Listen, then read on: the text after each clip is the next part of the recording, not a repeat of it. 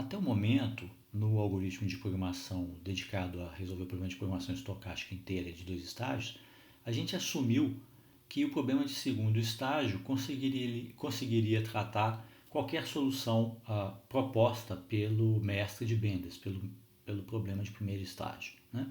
É claro que a gente precisa ter mecanismos de tratar soluções que o primeiro estágio propõe para alguns dos cenários que sejam inviáveis para esses cenários, né? Então a gente vai investigar agora como produzir cortes de viabilidade no contexto da programação estocástica inteira em dois estágios. E como de costume, a gente vai usar a notação K2 de Xi para designar o conjunto o subconjunto dos vetores de primeiro estágio, né, que satisfazem todos os vínculos, né, que permitem que a gente encontre uma solução de segundo estágio para o cenário Xi, satisfazendo todos os vínculos do segundo estágio, inclusive a integralidade, e o conjunto C2 de Xi vai ser a mesma ideia, só que agora a gente está considerando a relaxação linear desse conjunto, né? É o conjunto de vetores x para os quais existe um y contínuo que satisfazem esse conjunto de restrições. E o K2, né, simplesmente o K2 é a interseção do K2 de Xi de K para todo K para todos que se K no suporte. Então a gente vai considerar o problema de programação inteira mista que está colocado abaixo, que é um problema que nos permite decidir se, para um determinado cenário e uma determinada proposta de solução de primeiro estágio, se existe uma solução viável se o K2 de Xi, né, se eu consigo encontrar alguém em K2 de Xi para esse X particular, né? Então, o que foi feito aqui? A gente simplesmente, se as restrições de primeiro estágio de segundo estágio, perdão, era igual a isso daqui, né? Menos TKX, o que a gente fez foi simplesmente introduzir aqui a matriz de identidade vezes uma variável artificial.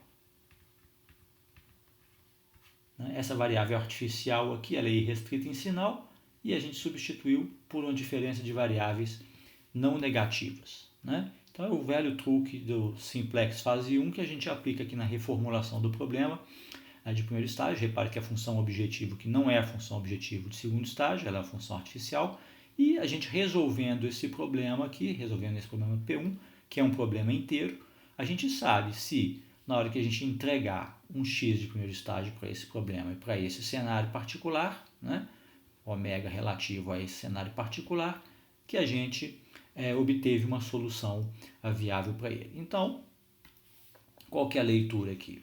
Se eu resolvo esse problema P1, né?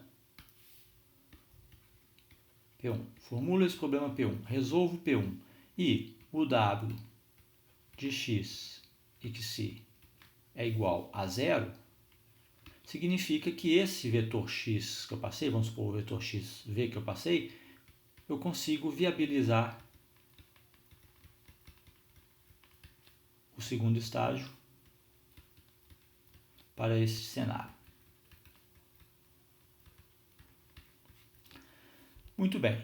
Associado a esse problema de programação inteira, eu tenho a relaxação linear dele, né? Que significa apenas substituir esse conjunto de restrições aqui por Rn2 mais a relaxação contínua desse problema, né? E da mesma forma que a gente designou W de x de Xi, o valor ótimo desse problema inteiro, W barra, né, barra em cima de x de Xi, vai ser o valor ótimo da relaxação linear desse problema, né? Então, como é comum, a gente, para resolver o problema P1R, a gente relaxa a integralidade e resolve a relaxação linear desse problema, que é o P1R, né? E a partir daí a gente pode eventualmente fazer branch and bound, se a gente não conseguir resolver o problema propriamente apenas no nó raiz do branch and bound, apenas relaxando a integralidade, né?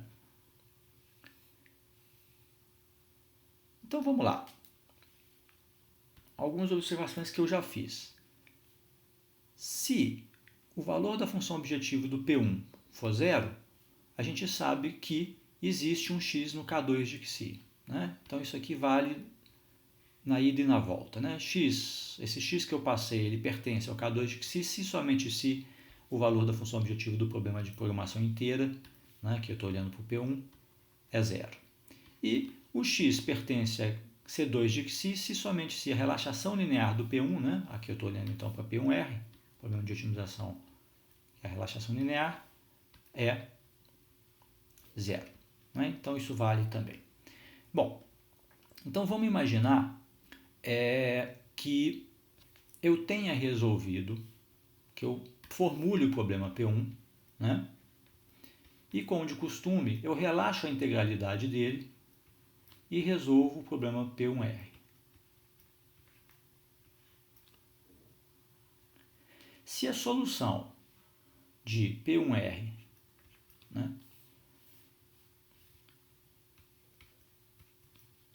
esse y barra, que é a solução ótima de P1R, né, se essa solução aqui for inteira,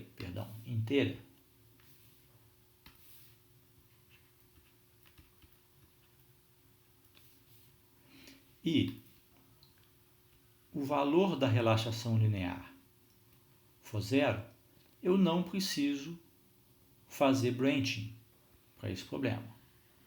Né? O que eu sei? Eu sei que esse ponto x ele não só pertence a C2 de xi, mas, como esse cara aqui foi inteiro, esse x pertence também a K2 de xi. Então, nesse caso bastante otimista, eu resolvi a relaxação linear, eu obtive que o valor da função objetivo da relaxação linear é zero, e além disso, essa relaxação linear, essa solução da relaxação linear é inteira. O que eu descobri?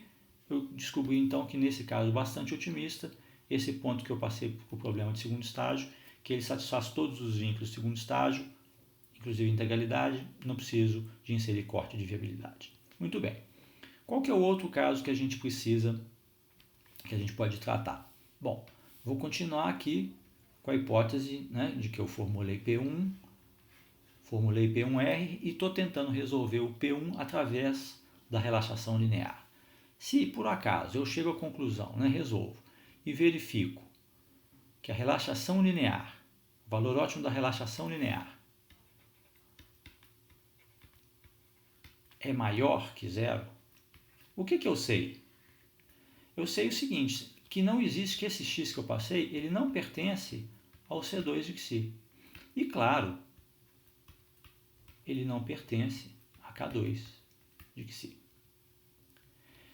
O que eu posso fazer então? Nesse caso, eu posso usar a solução do dual desse problema P1R que eu acabei de calcular, né, que me produziu essa quantidade aqui maior ou igual a zero, para obter um corte de viabilidade L-shaped contínuo, né, e inserir no primeiro estágio. Quer dizer, eu posso cortar a solução de primeiro estágio por meio de um corte L-shaped contínuo. Né?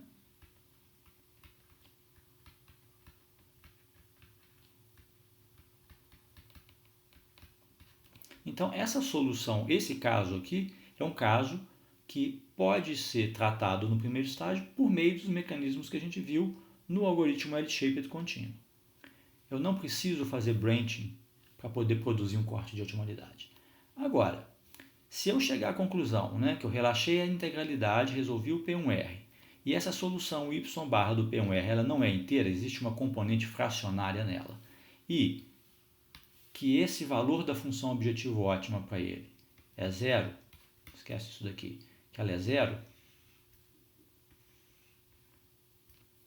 aí eu ainda não tenho condição de decidir se esse ponto pertence ao K2 de xi. A única coisa que eu sei nesse caso, né, é que esse x pertence a C2 de xi, mas eu ainda não consigo responder se o x pertence a K2 de xi. Por quê? Porque isso daqui, como a solução é fracionária, como essa solução aqui por hipótese é fracionária e isso aqui aconteceu, eu ainda não consigo inferir sobre a viabilidade desse ponto x para K2 de xi. Então, eu vou ter que utilizar branching para poder inferir um corte, para poder eventualmente proibir essa solução x, caso eu deduza que isso daqui não acontece, que na verdade que o x não pertence ao K2. Então, nesse caso, eu não consigo concluir sobre o pertencimento de x a K2 de xi sem que eu necessariamente faça branching. Então, vamos ver como que a gente trata esse caso particular. Então, vamos usar o status da árvore branch and bound, ou a configuração da árvore branch and bound, a fotografia da árvore branch and bound, quando a gente se certifica de que o x2 não pertence a K2 de xi para o problema, tá? Para essa solução que foi passada. Então, o que a gente vai fazer? Recordando o que eu acabei de mencionar no slide anterior. Eu cheguei a uma situação em que a relaxação linear do problema, segundo estágio, para um cenário fixo e para uma solução que eu passei de primeiro estágio, ela é zero, e que a solução dessa relaxação linear, y barra, ela não é inteira. Então, o que eu fiz? Eu apliquei o algoritmo branch and bound para resolver esse problema P1. Eu estou resolvendo uma série de subproblemas, relaxações contínuas desses subproblemas. Então, o que eu estou fazendo é, eu tinha o P1R, né? Esse PUR foi resolvido, eu obtive y barra que não era inteiro e comecei a ramificar. Peguei uma variável que impus, por exemplo, yj menor ou igual a yj barra, e no outro filho, no branch and bound, yj maior ou igual a chão de yj barra. E fui fazendo isso, né? Estou resolvendo o branch and bound.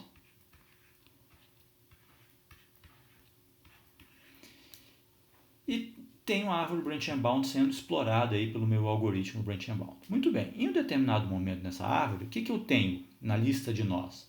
Eu tenho folhas que não foram exploradas ainda na minha lista de nós branch and bound. Então vamos supor que L seja a lista de nós, a lista de subproblemas a explorar no branch and bound. Cada um desses subproblemas, cada uma dessas folhas aqui, não foi podada ainda.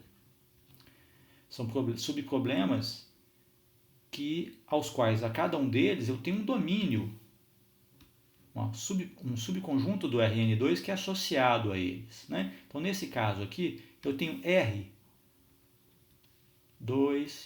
ele bagunçou aqui o desenho que eu fiz, então vou desenhar de novo. Eu tenho R, nesse caso, igual a 2, a R igual a 5, nesse caso, subproblemas no meu conjunto L. Por quê? Porque eu tenho 5 folhas aqui na minha árvore branch and bound. Estou supondo que essas 5 folhas estão na minha lista de nós e que essas folhas não foram podadas ainda. Tá? Então, essa lista aqui contém os subproblemas que eu preciso investigar. A cada nó desses, cada subproblema desse na lista, eu tenho um valor de uma relaxação linear particular para aquele nó, relativo a esse particionamento do domínio. Então, esse nó aqui, ele está tratando um subdomínio do Rn2, que é o y1 maiúsculo, esse daqui é o y2 maiúsculo, y3 maiúsculo, y4 maiúsculo, y5 maiúsculo. Então, eu tenho um valor de relaxação linear para esse subproblema aqui na árvore branch and bound. Se eu tomar o mínimo dos valores da relaxação linear desses nós na lista L, isso é um limitante inferior válido para o valor da solução ótima desse P1R. Então, quando o mínimo valor de relaxação linear dos nós nessa lista passar de zero, né, eu tenho a garantia matemática de que o problema de segundo estágio não pode ser viabilizado para esse cenário, para essa proposta de solução. Eu tenho certeza disso, é matematicamente provado. Por quê? Porque eu sei que o limite, que essa quantidade, né, W barra, né, que é o mínimo dos W barras para cada nó aberto nessa árvore, ou aberto ou na lista, me dá um limite inferior para o valor ótimo do P1, né? Que é, então, necessariamente maior que zero. O que eu estou dizendo? Você está resolvendo o branch and bound, você tem uma fotografia da árvore. Quando o seu limite inferior, o melhor limite inferior na árvore branch and bound for maior que zero, você sabe que essa solução que você passou para o segundo estágio, ela não pode ser viabilizada. Ali você já tem condição de tentar produzir um corte. Então, qual que é a ideia que vai ser utilizada para produção deste corte? Mais uma vez, a gente vai usar o conceito da disjunção. Então, eu sei que esse ponto X que eu passei, ele pertence ou não ao K2 de Xi, se esse X pertence à união do K2 de Rho de Xi para cada um desses Rhos aqui, ó, união em Rho.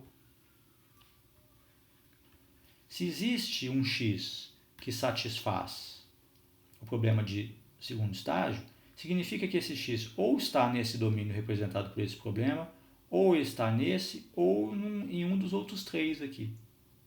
Como normalmente esses conjuntos são disjuntos, né, a gente tem particionamentos do Rn2 nesses conjuntos dos domínios dos nós que estão representados na lista do branch and bound. Não há repetição, não há interseção entre eles. Normalmente a gente faz o branch and bound assim. Então, esse é o aspecto central. Se existe um X que viabilize P1, ele tem que estar ou aqui, ou aqui, ou aqui, ou aqui, ou aqui. Por quê? Porque todo o domínio está representado. O que não está representado foi o que eu podei no branch and bound. Eu podei por otimalidade, eu podei por inviabilidade, né?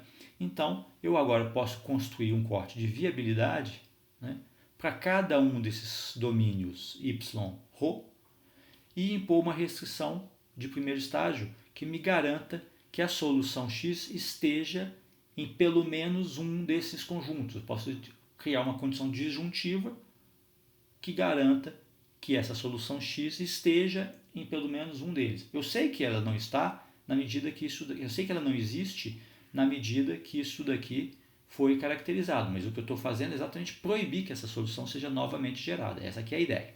Então, como que nós vamos gerar uma condição que corte essa solução na medida que a gente caracterize, então, que um limitante inferior válido para essa quantidade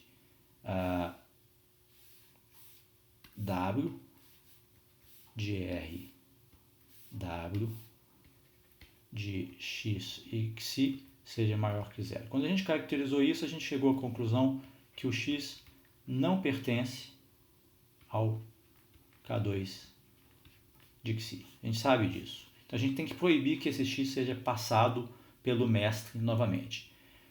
Então, o que nós temos no branch and bound quando isso aqui foi caracterizado? Ó, nós temos uma coleção de subproblemas, cada um com seu domínio. São R deles. Eu vou escrever, e cada um deles tem um subproblema aqui, que é uma relaxação linear de um subproblema inteiro, né?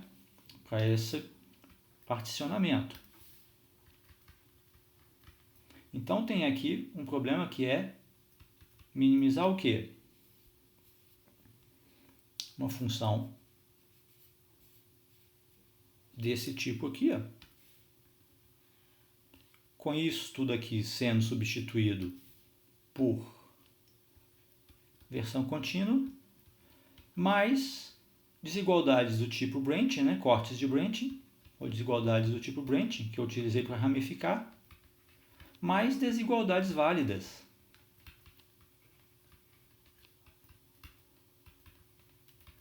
Que foram gerados ao longo do branch and bound, ou ao longo do branch and cut, na especialização do branch and bound que gera cortes ou desigualdades válidas.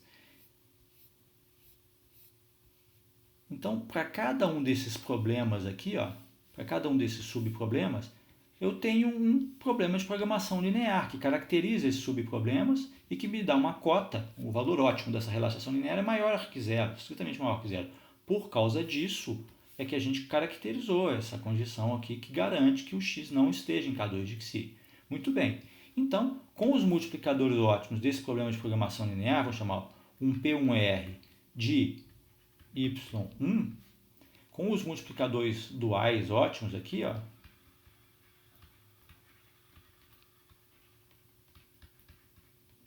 associados a esse problema, a cada um deles, eu vou construir uma desigualdade que é válida, né?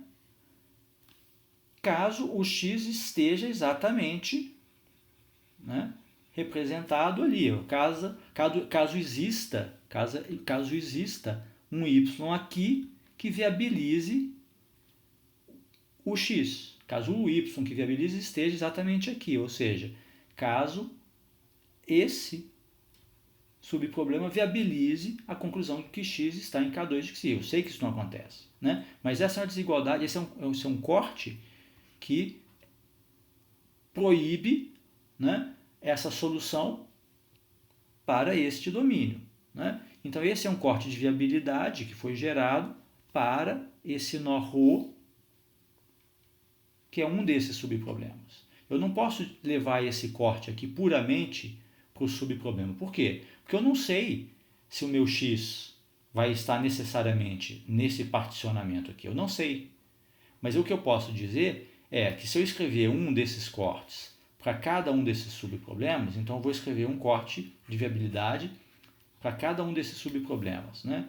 Vou escrever o U1 transposto x menor ou igual a D1, que é relativo a esse particionamento. O U2 transposto x menor ou igual a D2, que é relativo a esse. E um para todos os outros até o UR transposto x menor ou igual a DR, que é relativo ao último. Agora eu vou dizer o seguinte, olha, eu tenho que garantir que o x, né, esteja no K2 de xi. Para que ele esteja no K2 de xi, tem que existir um y aqui que me garanta essa condição. Então o que eu vou dizer? Eu vou dizer o seguinte, olha, eu vou criar uma variável binária para determinar quais dessas restrições que eu estou gerando, desses cortes de otimalidade, que vão ser satisfeitos. Eu não posso dizer que uma delas em particular tem que ser satisfeita pela solução de Mestre. Por quê? Porque eu não sei se o meu x vai estar realmente, se ele vai ter que satisfazer exatamente as condições que garantem que exista esse y ali. Então eu vou dizer o seguinte, uma dessas restrições, pelo menos uma dessas restrições, aqui ó,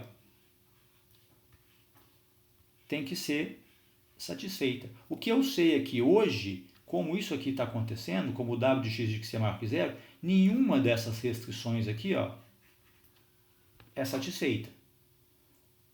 Mas para um novo x, eu tenho que garantir que pelo menos uma delas seja satisfeita. Por quê? Porque esse domínio aqui, ó, esse particionamento y1 união com y2, união com y3 até o yr, isso aqui me dá a caracterização de todo o conjunto de soluções viáveis para segundo estágio, para esse xi. Então, o que eu estou dizendo é que pelo menos uma dessas variáveis binárias aqui, ó, precisa ser satisfeita, né? Precisa ter um valor 1, e que eu tenho que pelo menos, então, uma dessas restrições seja satisfeita. Quando? Quanto que uma dessas restrições aqui são R restrições, quanto que uma dessas restrições vai ser satisfeita? Quando esse termo aqui, ó, que é o termo Big M, for zero. Então, quando o ΔP for 1, quando o Δρ for 1, que é a rho, quando Δρ for 1, esse termo aqui vai para zero, essa desigualdade aqui ela é satisfeita. Então, o que eu estou dizendo é que o meu mestre agora, o meu problema em x, meu problema de primeiro estágio, ele vai receber um conjunto de variáveis adicionais, que são as delta, são binárias, e um conjunto de restrições adicionais, garantindo que pelo menos uma dessas restrições vai ter que ser satisfeita. E eu sei hoje que isso não acontece. Então, por isso que esse conjunto de restrições aqui ó, vai impedir que o meu x seja novamente fornecido. Na próxima iteração, o meu delta vai começar em zero, eu vou ter que forçar algum desses deltas aqui a ser 1 pelo menos, e aí eu naturalmente vou proibir que esse x seja escolhido de novo. Por quê? Porque hoje esse x me faz com que para qualquer y nesse particionamento, essa quantidade aqui seja maior que zero. E isso garante que não existe ninguém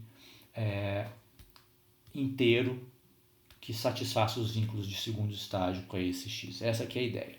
O que eu vou precisar para poder montar esse sisteminha? Vou precisar de um parâmetro Big M, o MRO, né? Um parâmetro Big M apropriado. Ele é um Big M para cada um desses subproblemas, né?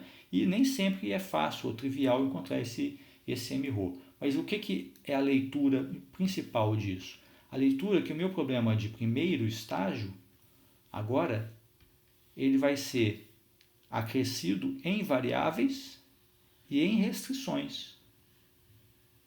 Ou seja, eu estou jogando novos cortes e novas colunas para o meu problema de primeiro estágio.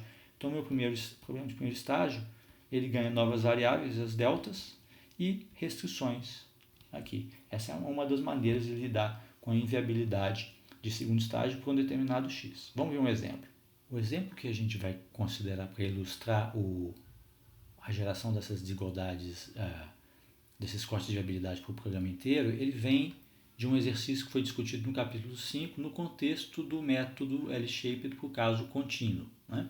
Então, o que está representado aqui é o problema de segundo estágio, que tem uma variável aleatória apenas, que é o lado direito dessa restrição aqui de segundo estágio, né? Então, a variável aleatória que se pode assumir dois valores, 1 ou 2, elas são equiprováveis. A gente vai considerar apenas o XI1, por quê?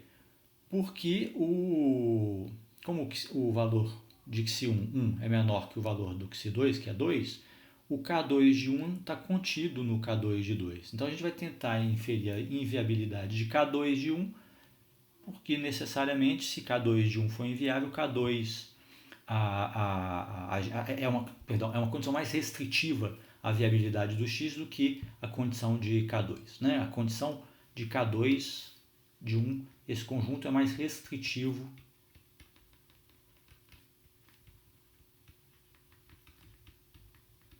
que K2 de 2 para os valores de x. Essa que é a ideia, né? Então, o que aconteceu? Foi resolvido lá a relaxação linear do problema, né? Lá no capítulo 5 foi resolvido a versão contínua. O mestre de Bendas entregou uma solução 2, 2, e essa solução foi cortada por um corte lá de Benders L-shaped, do caso contínuo, x1 mais x2 menor ou igual a 3. Então, na segunda iteração, o mestre de Benders oferta essa nova solução 1.4, 1.6, que é a solução que a gente vai considerar aqui. Então, como que fica o nosso P1R? O nosso P1R, o lado direito vai ficar 1 menos x1, que é 1.4. Então, isso daqui deu menos 0.4. E o lado direito aqui da segunda restrição, 2 menos 1.6, que é 0.4. Se a gente tivesse considerado a restrição de integralidade, a gente estaria tratando do P1 propriamente. O que a gente está fazendo aqui é resolver a relaxação linear desse problema. Então, esse é o problema que precisa ser resolvido no nó zero da árvore Branch-Bound, né? Então, o que foi feito? Esse P1R foi resolvido.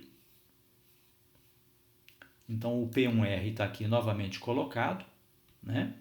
E a gente associou a essa restrição aqui uma variável de folga S1 e a essa restrição uma variável de folga S2. Resolvido o P1R, o dicionário simplex ótimo do P1R é esse daqui, ó. O que ele me conta? Ele me conta que a relaxação linear do P1, o valor ótimo de P1R, para esse x de entrada, é zero. E quem que é a solução ótima desse problema? É 0.4 para y1 e folga 0 para essa restrição. Ou seja, eu tenho uma condição que a relaxação linear P1R sozinho não é conclusivo para responder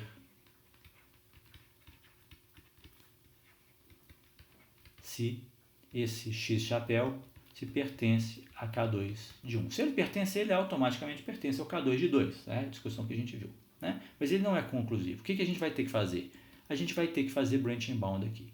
O Branch-Bound, então, nesse caso, eu vou criar dois filhos. Eu tenho um P1R e eu vou ter o filho em que essa variável y1 vai ser menor ou igual a zero e o segundo filho maior ou igual a zero. Afinal, elas são inteiras, né? Então, tem dois filhos aqui, ó. Então, a minha lista L de nós do branching bound, como eu coloquei esse na lista, tirei, fiz branching nele, eu tenho esses dois problemas aqui, ó, né? Eu tenho o P1R1 e o P1R2, decorrentes dessa decisão de branching aqui, ok? Então, eu tenho dois nós aqui. E quais são os dicionários ótimos associados a esses dois subproblemas, feito o particionamento? Para o subproblema relativo ao branching y menor ou igual a 1, o dicionário ótimo é esse daqui, ó. O que ele está me dizendo? Ele está me dizendo o seguinte, olha, esse subproblema, a relaxação linear da versão inteira dele, né, vale 0,4. E para o segundo filho, né, aquele que trata o caso y1 maior ou igual a 1, o dicionário ótimo, a relaxação linear está aqui calculada, e ela vale 0,6. Então, esses dois casos aqui, ó, a solução ótima da relaxação linear aqui é 0,4 e aqui é 0,6. O que eu acabei de concluir? Eu acabei de concluir que o W de x chapéu de xi1 é pelo menos o mínimo dessas duas quantidades, 0,4. Então, eu acabei de concluir que esse vetor x chapéu ele não pode ser viabilizado. Não existe um y que viabilize esse x chapéu. Então, eu tenho que proibir esse cara. O que eu vou fazer? Eu vou utilizar um corte de viabilidade para esse dicionário aqui e vou produzir uma desigualdade de um corte de viabilidade que proíbe este caso. E vou fazer a mesma coisa para este caso. Repara que nesse dicionário aqui, ó, eu estou explicitamente considerando a restrição y1 menor ou igual a zero. E nesse caso, eu estou considerando explicitamente a restrição y1 maior ou igual a 1. Então, uma vez que eu caracterizei isso, eu vou gerar os multiplicadores duais. Vou usar os multiplicadores duais associados a esse conjunto de restrições. Qual é? Menos 1 associado a essa linha, 0 associado a essa linha e menos 1 associado a essa linha, relativo ao problema y1. E com esses multiplicadores duais, eu gero um corte de viabilidade que é x1 menor ou igual a 1. Então, eu sei que x1 é menor ou igual a 1. Se eu quiser proibir este caso aqui, ó, eu tenho que proibir que x1 seja menor, eu tenho que garantir que x1 seja menor ou igual a 1. E na solução proposta pelo problema, quanto era? Era 1,4. Para o outro subproblema, para o y2, eu vou fazer a mesma coisa. Eu vou gerar um multiplicador, vou usar os multiplicadores duais associados a essas restrições. Qual é? 0 para essa linha, menos 1 para essa linha e 1 para essa linha. Eu vou gerar um corte de viabilidade associado a esse dicionário ótimo, que é x2 menor ou igual a 1. Agora, o que eu tenho que garantir? Eu tenho que garantir que, no mestre, eu não tenho que garantir a simultaneidade dessas condições. Eu tenho que garantir o seguinte, ou x1 é menor ou igual a 1, ou x2 é menor ou igual a 1. Essa é a condição que tem que ser satisfeita. Em particular, a solução do primeiro estágio, ela viola as duas. Tanto x1 quanto x2 excedem 1. É o que a gente lê dessa solução que foi proposta. Mas a condição que precisa ser escrita é que pelo menos uma dessas restrições seja violada, seja satisfeita. Ou uma ou outra seja satisfeita. Pelo menos uma delas seja satisfeita. Então, essa que é a condição que a gente vai escrever. Tá? Aqui é y2. Está escrito y1, é y2. Então, como que o primeiro estágio vai ser reformulado para tratar esse caso aqui, que me proíbe as duas, x1 e x2, de simultaneamente excederem 1. Eu não posso impor uma delas isoladamente, eu tenho que impor a disjunção delas. Por quê? Porque essa condição foi criada quando eu abri a árvore do branching bound, que representou um particionamento daquele domínio em y. né? Então, o que nós vamos escrever agora? Eu vou ter uma variável delta1 que vai ser satisfeita que vai assumir valor igual a 1, binária, delta1 que vai assumir valor 1, quando essa restrição aqui for satisfeita. E vou criar uma outra variável binária quando esta restrição aqui, x2 menor ou igual a 1, for satisfeita. Então, eu vou garantir que pelo menos uma dessas variáveis seja ativada, e quando a delta1 for satisfeita, o que eu tenho que garantir? Quando delta1 for 1, o que eu tenho que garantir? Eu tenho que garantir que essa restrição x1 menor ou igual a 1 seja satisfeita. Então, delta1 igual a 1 implica que x1 menor ou igual a 1. E delta2 igual a 1 implica que x2 menor ou igual a 1. Então, repara que os big N's, nesse caso, eles valem 1. x1 menor ou igual a 2 menos delta1. Quando delta1 for 1, esse lado direito aqui fica 1. Isso aqui é satisfeito. Mesma coisa, x2. Quando delta2 for 1, o lado direito fica 1. x2 é menor ou igual a 1. Eu posso simultaneamente atender as duas restrições, nada impede. Mas o que eu estou dizendo é que pelo menos uma dessas restrições vai ser satisfeitas